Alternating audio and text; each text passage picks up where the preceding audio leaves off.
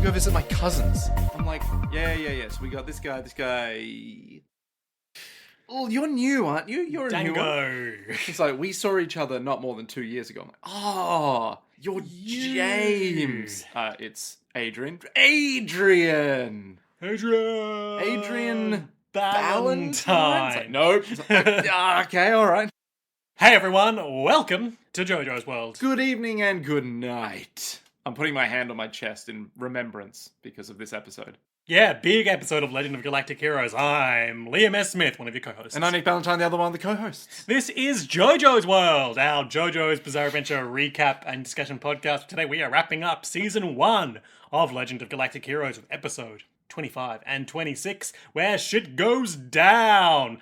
After a long period of lulling us into a false sense of security that nothing would happen, suddenly everything happened. Literally every possible thing that could have made us go, wait, what? Happened. It was so good. You know, I've described this show before as a show about meetings, and the unfortunate fact of the matter is that sometimes important things happen in meetings.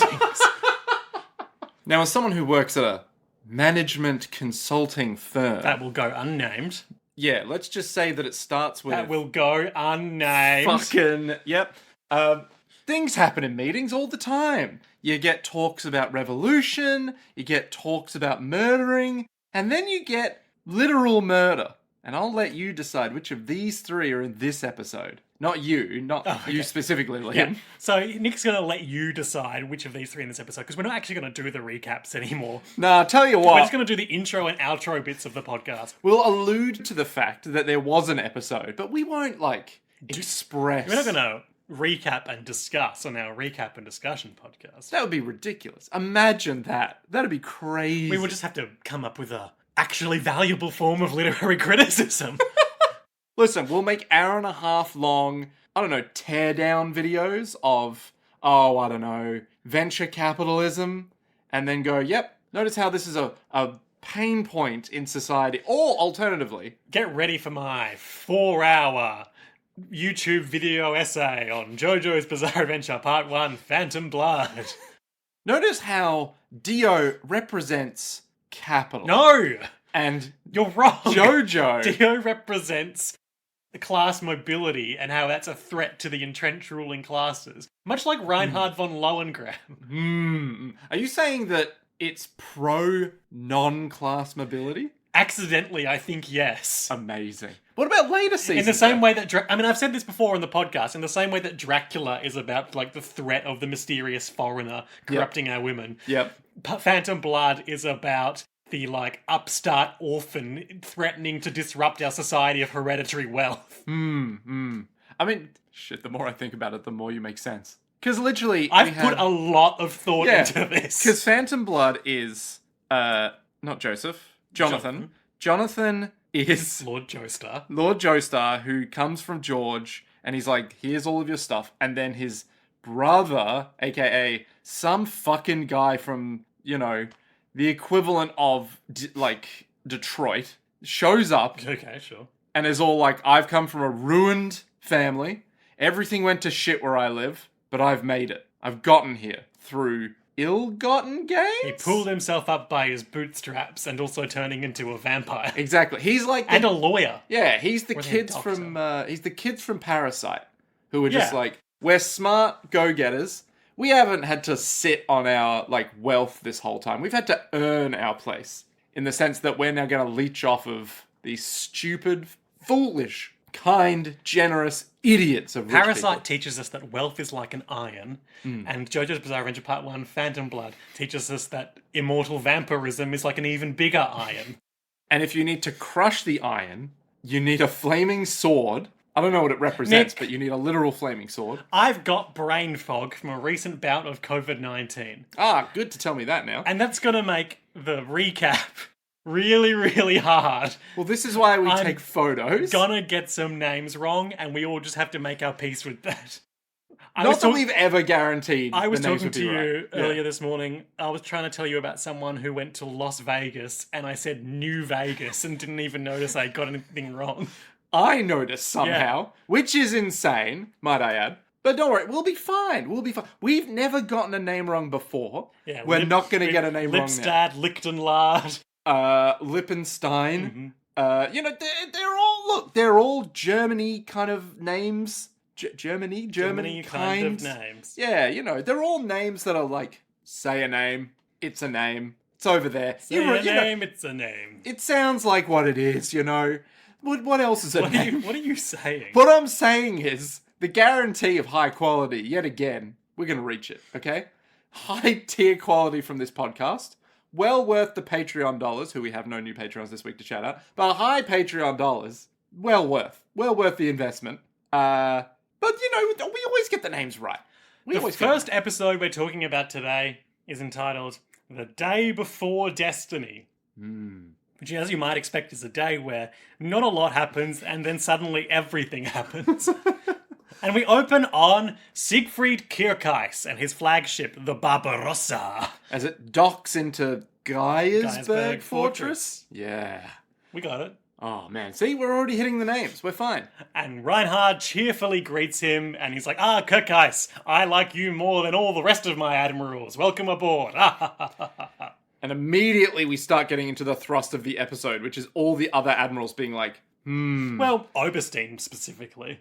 Yeah, but the other ones are a little bit... They note it. I feel like Mittenmeyer and Ruenthal don't really have a problem with it. Yeah, they're just like, man, it's a bit weird, isn't it? Yeah, I guess so. But they've known each other. They're like childhood friends or something more. Yeah, just gotta keep that in check, I guess. Whereas Oberstein's like, Lowengram, that Kierkeis, you gotta be more normal around him. I know pump the brakes. that you're clearly in love with him and that the events that are going to happen over the next 42 minutes are really going to make that explicit. No, I'm going to win the universe with him. We do love to win the universe. Oh my god, I still can't believe it. I just kept using that. It's real sort of you win the internet style phrasing. Yeah, it's kind of like when a translation picks like a phrase from Japanese media and they have to keep using that exact terminology. And you're like, yes, I'm going to destroy Soul Man, and that's what we're going to do. That's our mission. And then in episode 30, they're like, wait, but I can't destroy Soul Man without destroy Soul Man power. But my boy, destroy Soul Man power can only be gained through destroy Soul Man energy. Gems. Yeah, and it's just like, we could have picked anything that wasn't destroy Soul Man. We could have picked Energon. We could have picked an actual word that we made up, because that's what it would have been. We could have picked Haki and just make One Piece unnecessarily complicated. Exactly. But because we picked Destroy Soul Man, that's what we have to go with every time.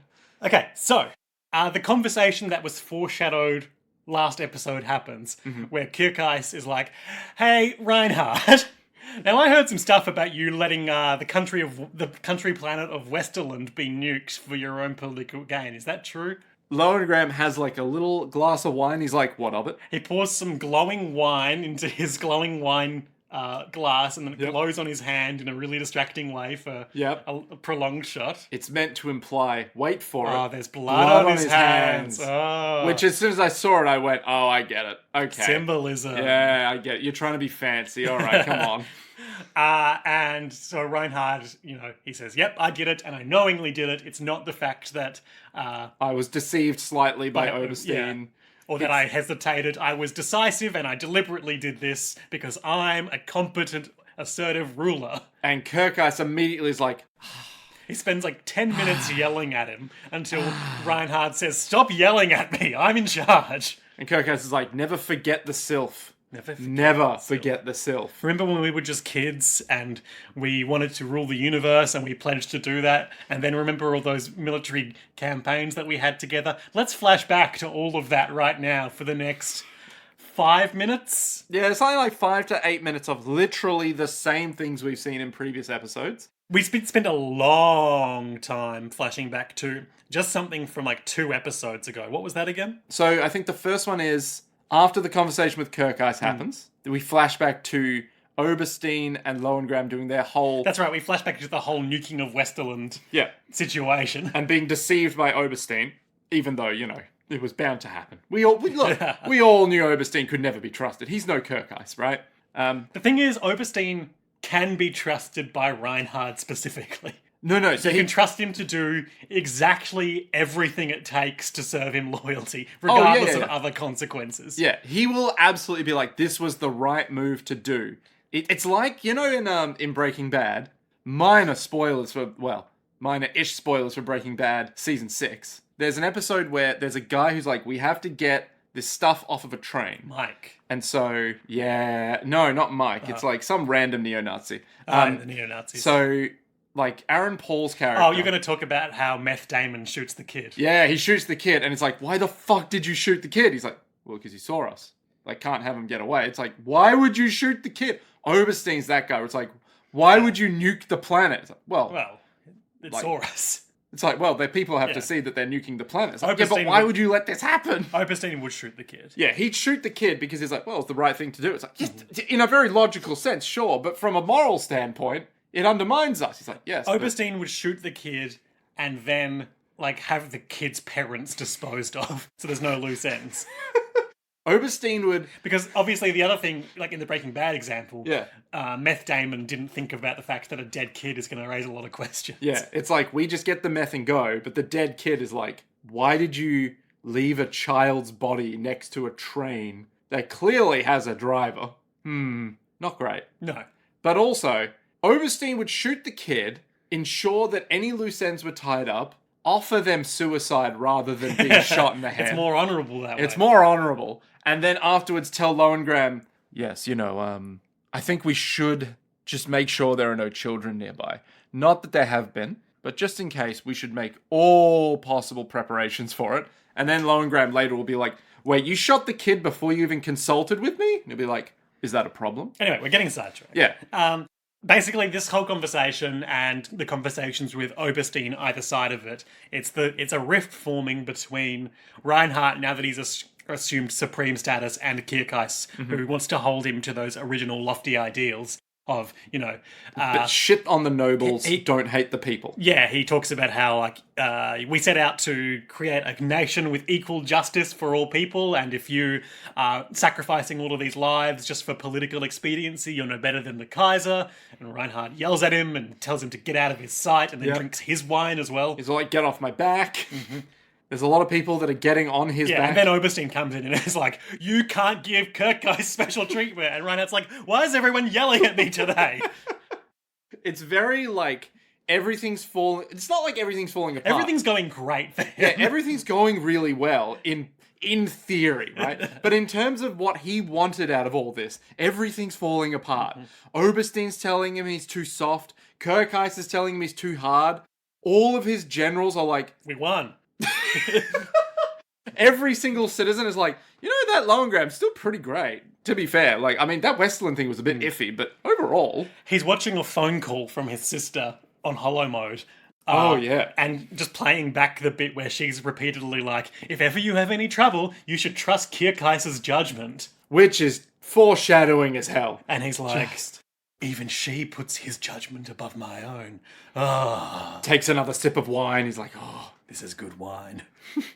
And then I think... That's when Oberstein comes in and have their argument. And it's very trust Kierkeis. Trust Kierkeis.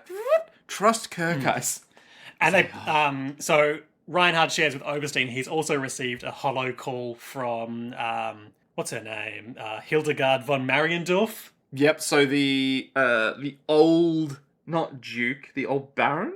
Or is it the old Duke? Who was in that chair, and she was really nice, and he was like... We can't be expected to know what people's titles are. No, but it's old Mariendorf guy who was like, I can't get out of my chair, but I love my daughter, and she was all like... I'm a politically savvy operator. Exactly. And she is saying... She's saying that now that the highest of high nobles have been deposed by Reinhardt in this civil war, Marquis Lichtenlard, the Prime Minister... Sorry, Prince Lichtenlard, the Prime Minister, is starting to...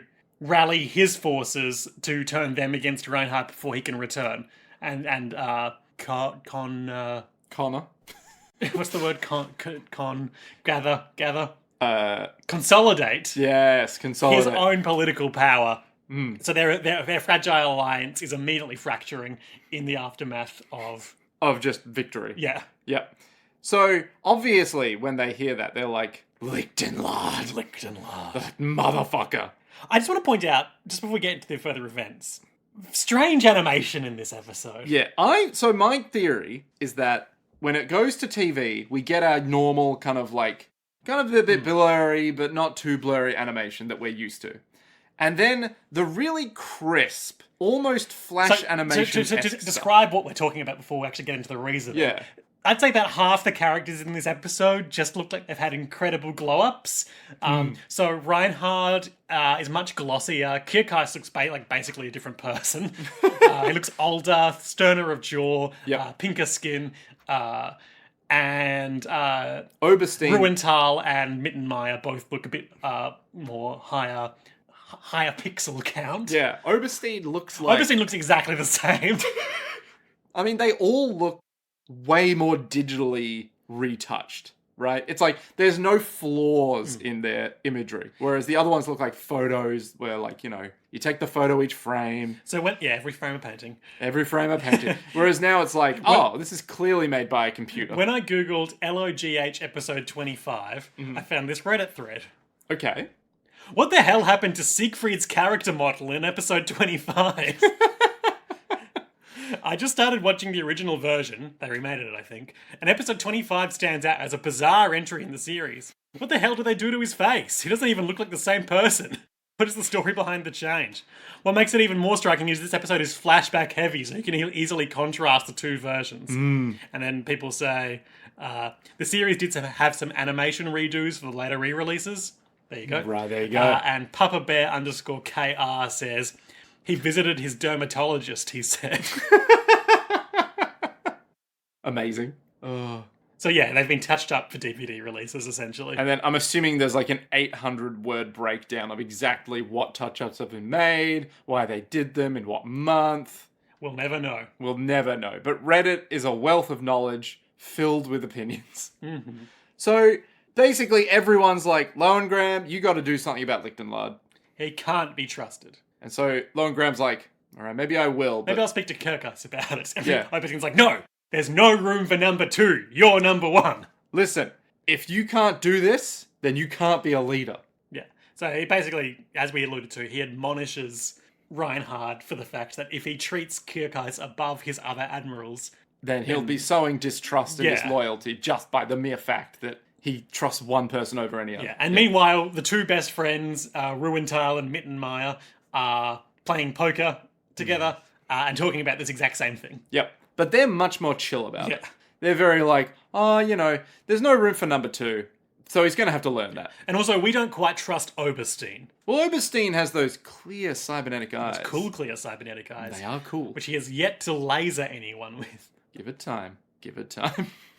There will come a day where we will see those lasers. They both get 4 of a kind in this poker hand. Mittenmeyer gets 4 jacks. And a queen. No. Yeah. Yep. Hang on, that doesn't add up. They must be playing with 2 No. decks. So what happens is, he gets 4 jacks and a queen and is like, you can't... Look, I've got this whole full house? He says 4... No, it's a 4 of a kind. Sorry, 4 of a kind. He gets 4 of a kind. Tomorrow's wine is your treat, he says. And then he's all like, well, Mittenmeyer. Ruenthal. This is Ruenthal talking. Ruenthal have 4 queens, which seems impossible at first, but when he reveals he has a joker, which can be substituted for any other card. Missed that. And he's all like, I've got 4 queens with a joker. And of course, Mittenmeyer's like, you son of a bitch. He says, sheesh, as always, you've got good luck with the ladies. Hey-oh! I hate it when I'm hanging out with my 4 queens and the joker is there. Well, see, here's Joker's trick. One of them is a queen. Wait, no, the Joker's the queen. I got... Look, don't worry about it. We're on top form. We're on top form. Our 38-degree day. Are working properly. Been a long week. The summer has hit us hard. An incredibly long week. It's basically been the equivalent of we have been stuck in time loops for a week, and we're like, you know what? This is our lives now. And we've reached today, we're like, all right, we're out of the time loop. But I needed another one just we've to been catch endless up. hating. Yeah, we've been... You know, a catch and release attitude is very important. I always thought it would be nice to be able to set up a little localized time loop in just the hour before my alarm clock goes off. No, but that would be awful, because then you would always either wake up a little bit more tired than if your alarm was about to go off. You know what I mean? No. Because you'd always feel like... No, I'm not doing that kind of time loop. Oh, so you're doing I get the effects through the time. Yeah. You're doing... Live, die, repeat. No. What's the horror movie that's like Happy Death Day, I think? Yeah, sure. Where it's like every time they die, the effects still linger, and they're like, technically you should be dead. And she's like, oh. Haven't seen it. Oh, okay. It's great. It's a good time. I'm doing Russian Doll. Oh, yeah. Okay, you can do Russian Doll. Anyway, Kirk is going into the War Crimes Tribunal. And they make him take his gun off, which has never happened before, but now he has to. Reinhardt is treating everyone equally. Okay. And it pays off big dividends. I mean, yeah, everyone's super like, hell yeah. No one regrets this decision. Yeah. So I think Kirk notices a distinct change in vibe this episode. So he comes in, he gives his gun to the stormtrooper. It's a very Japanese receives exchange. it in the two-handed Japanese receiving a business card posture. And he's very like, I'm so sorry, Admiral.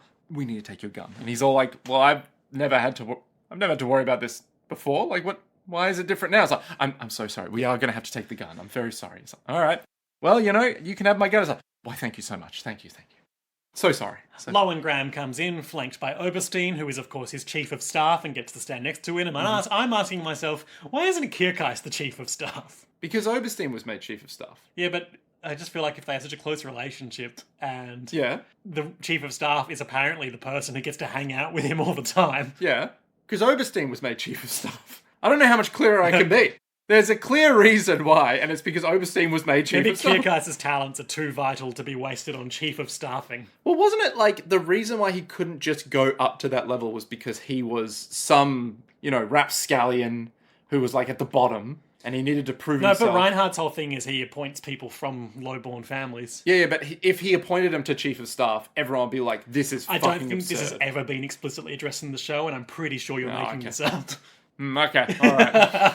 Because I distinctly remember Kirk being at the other end of the Admirals. Well, yeah, but then he did his amazing liberation of Space Row. Yeah. And that's how he was appointed an admiral. Yeah, but Oberstein was already chief of staff at that point. What does that matter? Because then Oberstein would come and be like, hey, you need a new chief of staff? I've got experience. I'm your guy. I know how to program. I know C++. Okay, you're just doing your little fanfictions now. And that's a good point to do it, because the show does flash back to the history of the chief of staff. No. The history of Oberstein and Kirk. No. The history of Kirk and Lowengram. Yeah. As they were growing up together. And they went to that party and they were like, it's not fair that the nobles don't have to fight in the war. Let's take over the universe. No, let's win the universe. The translation is very specific. They're like, oh, those sycophants, those sickos. Those disturbed little freaks. So, they're hearing out the POWs. Yeah. The first thing they bring in Fahrenheit, the white-haired guy who served reluctantly under Braunschweig. Super white hair. Yeah. Very cool guy. His hearing is basically, Fahrenheit, you're a pretty cool guy. You work for me now. And he's like, yeah, all right. I'm an Imperial soldier. Makes sense. Yep. I didn't like that Braunschweig anyway.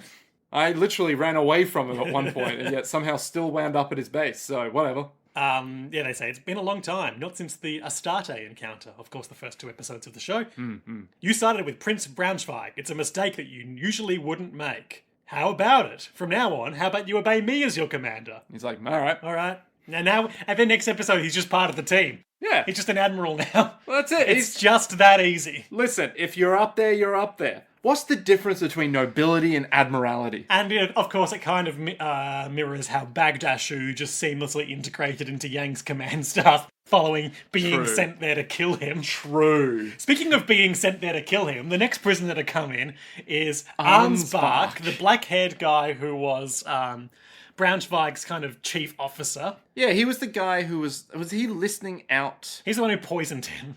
But he was also deeply loyal to him. Yeah. Yeah. So he was the one who, when he left the corridor, he was like, it's all falling apart. And then that guy tattled on him. Yeah. But then he was like, no, because he was so loyal to Braunschweig. That he had to kill him. So now he's coming in with Braunschweig's corpse next to him. And he opens it up.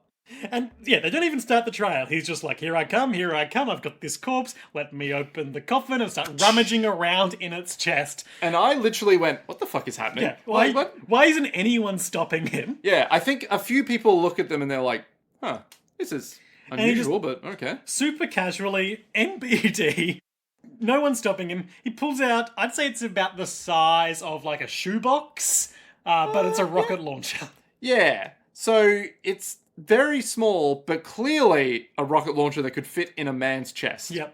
And there's a Gundam or Power Rangers style cross-scene shot of the two ranks of admirals all reacting in shock as he fires a rocket launcher at Reinhard, swearing that he'll avenge his lord. superior's death. Yep. That's the cliffhanger for that first episode, The Day Before Destiny, and we are going to segue seamlessly into the Day of Destiny. Into the second episode, Farewell Distant Memories. What could it possibly mean? As the rocket is even now flying towards Reinhardt on his throne, Oberstein throws himself in front of the rocket. However, it's unnecessary as it just clips the side of the throne because Ansbach fucked up his one shot at point blank range. This happens a lot. Like, this is like when they were trying to get Lynch and Greenhill missed. Yeah. It's like exactly the same. No one's good at their jobs. No one seems to be able to hit Except anyone. for Kierkeis, who immediately rushes in and grapples with him. But it might be like, oh, Kierkeis got in before it was shot or something. But that's not explicit in the show, but it's possible. It's possible. Yeah. You know, it's anime. Anything can happen. So then they grapple. They start getting into a bit of a fist fight. They're grabbing each other, but then, unfortunately, out of fucking nowhere, Ansbach brought concealed laser weapons to a fist fight because he's got a ring on his ring finger, right hand or whatever, which he uses to shoot a laser through Kierkeis' heart and throat, much like the Space Ripper stingy eyes that ripped through Jonathan Joestar. And unfortunately, that's the end on Kierkeis. Yeah, Kierkeis goes down. Everyone else grapples at Ansbach and restrains him. But Kierkeis is bleeding out from the heart and throat, and they hold up a tiny napkin to his throat. A handkerchief. It's literally like they come over, they're like, someone call a doctor, and then someone's like, no, I've got this. So I just want to tiny little square. Before we get too bogged down in the lingering death of Siegfried Kierkeis, I just want to talk about, highlight the fact that, you know, as much as he is objectively a shit, Oberstein did throw himself in front of that rocket. So, like, he's not just a conniving, power-hungry little schemer. He is legitimately in support of Reinhardt doing what he's doing. I think it's like, he has a duty to him, and I don't think it's just appearances, but also... Because you recall his motivation is that, you know, he resents the Golden Bombs because they would have had him put to death for his cybernetic... Yeah, but it's sort of like, is his scheming worth that level of loyalty, you know? Where it's like, he's clearly willing to give his life for the destruction of the Golden Line. But at the same time, he's also a bit of a dick. He's an absolute dick. Like, it's, you know... He has a moment later in this episode where he's like, if the shadow cannot exist without the light, but if the light dims, does not the shadow as well? Ah. The shadow is already... So dramatic. Yeah. So obviously he's like, he's got ideals, he's got, you know... What, like, some kind of level of respect. He's got some level of dark justice. Yeah, exactly. But, like, he sucks. Oh, Jesus. All my homies hate Oberstein. So, Kierkeis, I cannot stress enough, when they shoot his throat, blood just goes everywhere. Jets out. Like he'd just been hit by an axe wielded by, by Mittenmeyer? No, different character. By... What? Oh, the big guy? No, by... Rosenritter man. Oh, what's his name? We'll just call him Rosenritter guy. Because we're never going to remember that guy's name. I usually would. I like that character. You can't be trusted to remember him this week. This week is... it's been a long week. Some of the blood also splashes onto Braunschweig's corpse, which is all grayed out, but it's such a blood splashing onto the vampire and reviving it shot that I can't not imagine that happening when I see it. And he's so pale as well. Yeah. But does it splash on Ansbach as well? Yeah, everyone's covered in blood. Yeah, everyone's just covered in blood at this point. So Ansbach's on the ground. He also breaks Ansbach's wrist as he falls. That's like the kind of fracture where the bone sticks out. That's Kierkeis' death grip on this motherfucker. And he's like, I'm so loyal that I'm this strong. Yeah. I'm even restraining you as I'm dying from Space Ripper stingy eyes. Yeah. Much like how Jonathan Joestar, even in his dying moments, cradled Dio Brando's head to his breast. Just so that he couldn't get out. So he couldn't demonstrate any more class mobility in the new world. The land of class mobility, they'd have you believe. Jonathan, the purest soul, the greatest withholder of class mobility. So then we basically have a little scene where everyone's like, oh Get my a god. doctor. No, there's no time for a doctor. The scene of Arnsbach being like, I'm sorry, Braunschweig, I couldn't do it. I couldn't stay loyal to your cause till the end. And now I die. And Yep. he bites his cyanide capsule in his teeth. And everyone's like, that son of a bitch. Don't let him swallow. Don't let him swallow. But he dies. And then we get everything else going to black other than Kirkeis's body Yeah, so and Lohengram's it's- yeah. sad figure on the throne. It's Reinhardt on his throne. And it's unclear to me if this is a conversation that literally happens or if it's just... In Lohengram's head, he's Yeah. like, this is my last... But he's in like shock or something. But yeah, so the whole scene fades to black other than our two boys, and Reinhardt slowly walks down to Kirkeis's body, and it's like one of those Assassin's Creed conversations after you kill a guy, Yeah. and they get their dying monologue. And he's all like, I left $13 million in the banana stand. And Lohengram's like, tell me where it is. He's like, no, just win the What universe. are you doing? I don't know. It's just a mash of different references. But, Kirkeis is like, I'm not going to be able to serve you anymore. Tell your beautiful sister that I kept my promise. And he's like, no, I refuse. You tell her yourself, Kirkeis. and Kirkeis is like, win the universe for me. And he's like, no, you win the universe. He's like, Siegfried Kirkeis, I order you not to die. and Kirkeis is like, He doesn't say that. It's treason then. And now I die for real. And so he closes his eyes, Yeah. and that's a wrap on Kirkeis. Yeah, Kirkeis dies. He fucking dies! So I had seen this shot of him lying down, covered in blood, while I was looking for episode images to accompany the earlier episodes of this podcast, which is why I stopped looking. So I knew he was going to get grievously injured and or killed at some point. Yep. I didn't know for certain that he was going to die, or that it would be so early, because there's still like 75-ish episodes of this show left. I know. It's like, what else can they do? Who knows? I assumed this would be like one of the final things that happened, and it would be Lohengram that killed him. Yeah. But no. Or Oberstein with his cybernetic eye lasers. Yeah. But no, it's just like, this is just war, baby. Yeah. And now Lohengram returns to reality. He snaps back. Because Mittenmeyer puts his pink hand on his shoulder. And he's it's like, no, my lord, he's dead. And he's like, no, you're lying. What makes you lie? You fucking oaf! Get him to a doctor! You fucking oaf! Shock horror. Kirkeis is dead. Yeah, he dead. He's so dead. Look. Oh, and we get a classic cut to the exterior of the fortress planet as he shouts his name and it echoes three times. Yes. It's like, Kirkeisu! Kirkeis. You know, everyone can hear you in space if you're sad. Yeah. Yeah. It's the one time. No other time. What's that, Boba Fett. He loved living on Camino because it always rained and no one could see your tears outside when it rained. Oh, fuck. Sometimes I wonder, R.A. Salvatore, the author of that, like, he must be just having a great time. when he's Smashing writing out this. 100 words a day. Yeah, where everyone's like, this is not good writing. And he's like, But it does the job. Like, you're reading it and you're like, yeah. Yeah, you got us And there. you know what? RA. It's like if you enjoy kind of like low tier, low quality, but also fucking amazing. Eminently readable. It's like watching Commando. At a third grade level. Yeah, it's like watching Commando or Predator, where you're just like, I mean, listen, we don't need high quality entertainment. We just need this. Because it's so dumb, it just circles back in on itself to being Darksaber. Like Speed. Yes, where it's like, why would this ever happen? Well, we're here now. I mean, this is fucking amazing.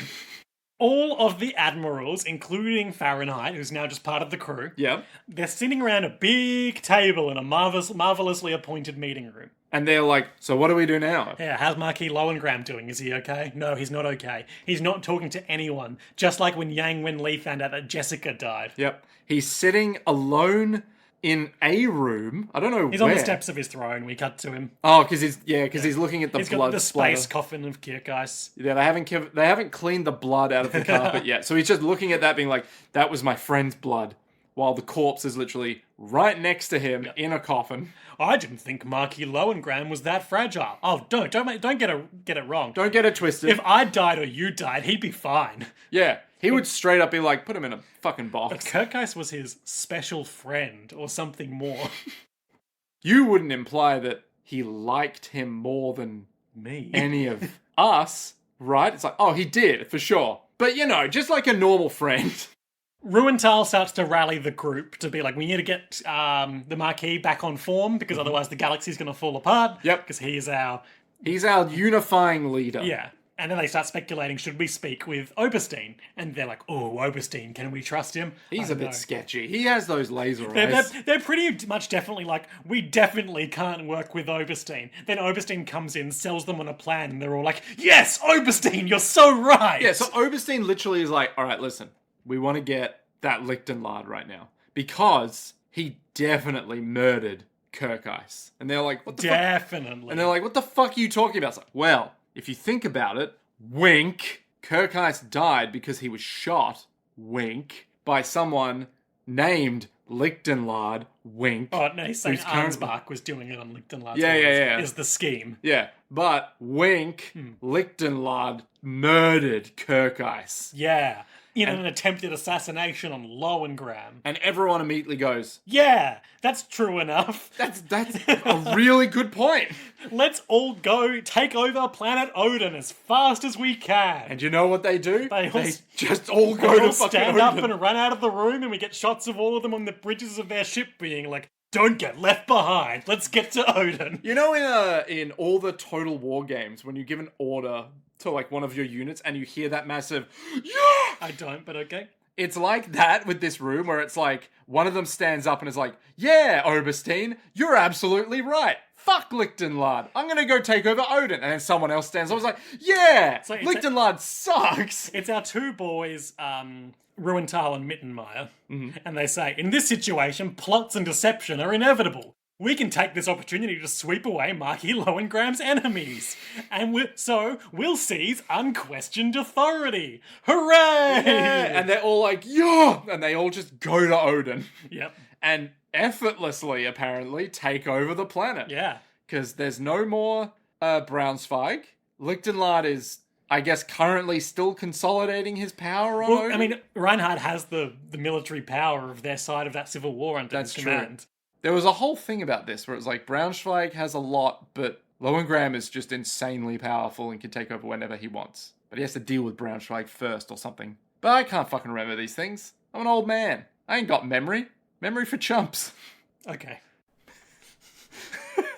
Don't look at me like I'm some kind of crazy old man. I got memory. Oberstein also informs Reinhardt's sister about Kirk-Ice's death. Which Lowengram... Off-screen. Lowengram does not take it well. He's angry, and then he has to go and call her, and she's so unhappy to hear from him. So... Oh, before we do that, though, they do arrest Lichtenlard. And it's Ruenthal doing it, and he's like, you're under arrest for attempted assassination of Marquis Lowengram. And Lichtenlard's all like, what evidence do you have? And Ruenthal's all like, we don't need evidence in the Empire, bitch. And Lichtenlard's all like, damn, he's got me. And then Ruenthal's all like, anyway. And it's a full 5-minute sequence. Yeah. But basically, they just go in and arrest the shit out of him. Yep. So then, Oberstein... Oh, they also find the Imperial Seal, which is it's the, formal... So it's the thing that gives you the power. Yeah. It's the thing that has been passed down the Goldenborn line, or whatever their names are. Yeah. To form the Goldenborn dynasty all this time. And now, it's in the hands of our boy, Mittenmeyer. Yay! He's finally done it. And we get a shot of Hildegard being like, yep, Marquis Lowengram's fleet is here. We're sure about to stop stagnating. It might be a hectic time, yeah, but it's better than stagnation. Although it's a little hectic, it's clearly preferable to stagnation. And I was saying, there's something about Japanese media, okay? And you looked at me like I was fucking insane. No, I didn't. I indulged you. No, you said save it for the pod. No, I said that about other things. I talked to you so you said what you're about to say. Which is that Japanese media has this thing about like whenever they bring up like immortality or like legacy or like leaving things behind, they're like, oh, stagnation. And I speculated that perhaps this being made in the 1990s, it was a response to the post-collapse period of the bubble economy. Oh yeah, you did say that. Yeah, but I got good memory. Memory for chump. So, this space phone call between the Sylph, Marquess Gruenwald, aka the Sylph, yep, and Lowengram, yep, is very awkward. It is very awkward, but it is making so much. It is providing so much more literary evidence for my. She's a proxy for the love of Kierkeis and Lohengram. Because as soon as she dies, she basically says, I no longer fill any role in the show. I'm leaving. Yeah. So one thing that was in the back of my mind, right? Obviously, Oberstein called her up beforehand. Mm-hmm.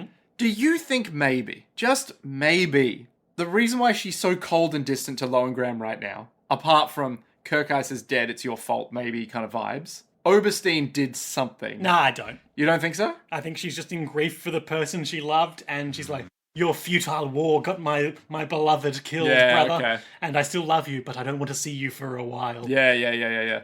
So yeah, he's all, we've lost everything, but we still have each other, and she says, I'm moving out of your mansion. Yeah. I don't know if we still have each other. Reinhard, I'm going to move out of your mansion. I can probably find a small house somewhere. I think we shouldn't see each other for a while. This is not I'm breaking up with you. This is the space opera dialogue of the generation. She says, I shouldn't be near you. Our ways of life are too different. For me, there is only the past, but for you, there is a future. Oh, too real. And she says, when you're weary, please come and see me, but don't be weary for a while. And Lohengram looks down and is all like, they my took sister, everything. My beautiful sister, who was a proxy for my love for my best friend, Kierkeis. I understand. Well... Time to kill everyone. Time to win the universe. Yep. So then, is this when he pulls out the locket? No, that's the very end. Okay. When he's at Siegfried's grave. So then he's like, that's fine, sister. But I'll see you. Tell me one more thing. Were you in love with Kierkeis? And then she looks down sullenly. And we cut away. But the answer is obviously yes. But the answer is even more obviously, I don't have any internal life of my own. I just exist to be a proxy for the love between the two of you. So when you say you love him, does that mean... I love him? Whoa, okay. Hang on, it's the 90s. Whoa, no one's saying anything about this, okay? No one has to... I just couldn't believe how blatant it was that as soon as he died... And she doesn't need to fill that role anymore. She just says, I'm leaving the show. What if she comes back later? Well, then I'll have to eat these words. But... Yeah, okay. But the other part of this is that in the opening credits, Lohengram is left, Kierkeis disappears, and the sylph is in the background, looking very sad, as is, usual in the opening credits. Huge forehead. Yeah. But no more Kierkeis. No more Kierkeis. Yeah. Same in the end credits where Julian is staring at Marquis Lohengram for some reason. Yang's still alive. He's gone from the credits shot, though. Yeah. Reinhard is en route to Odin to finish consolidating his power, and they send Mittenmeyer to be his escort, and he orders all of Lichtenlad's family, all the men above age 10 put to death, and everyone else banished to the countryside. And he's just like, wait, go back a second. Everyone under 10, you want to remain alive? Yeah, because I'm instituting a sort of Sith-style rule of two policy, where if they become strong enough to overthrow me, then that's their right. Yeah, Lohengram was admitted into the academy. At age 10. Ergo, if they reach age 10, get in the academy and take him over, he's like, well, that's good. That's the way it should be. Because then corrupt rulers will die. And there's no stagnation. And same goes for you, Ruenthal. Come at the king, you best not miss. And he's like, surely you jest. And he laughs in his face. Cruelly. And then Ruenthal's all like, Jesus Christ. Oh, he does also say, I suppose I can't put the Prime Minister to death. Offer him suicide. And Ruenthal's like, of course, my lord. People in this show love to commit suicide. It's just every 3 episodes or something? It's just offer another him person. Suicide. And then Lichtenhardt's like, oh boy! At last, my chance! They just love to shoot themselves in the head. Or drink poison wine. Or bite on their poison teeth. Or just have immense shock from being told that they're shit. At. Yeah. So meanwhile, in the Fazan Dominion, 2 guys are bickering because one of them is like, I hate dogs, and I'm a dog too, because I've just agreed to go and infiltrate the Free Planets Alliance. Imagine walking down the street, seeing a dog, and being like, get out of here, dog. My friend who I'm walking with, I'm also a dog. For the Empire. It's like that shot from an old Fantastic Four comic where it's Namor the Submariner, and he's like, ugh, humanity, look at all this. A dog, a barrel, ridiculous. But like, Who speaks in such, like, metaphor and grandiosity? I want to do the quote. Okay, go for it. So they're walking, and there's a woof like a Shiba Inu or something. Yeah, just some weird-looking dog. Scran! Hey, don't be so hard on the dog, says the Paul Blart-looking one. And then the sweet, beautiful, blonde-haired man. I hate dogs, but I'm supposed to become a dog for the government. He looks like... What's the guy from... Paul Blart. No, Sting. He looks like Sting. Sure. And then Paul Blart says a dog, and Sting says, they want me to spy on the Alliance.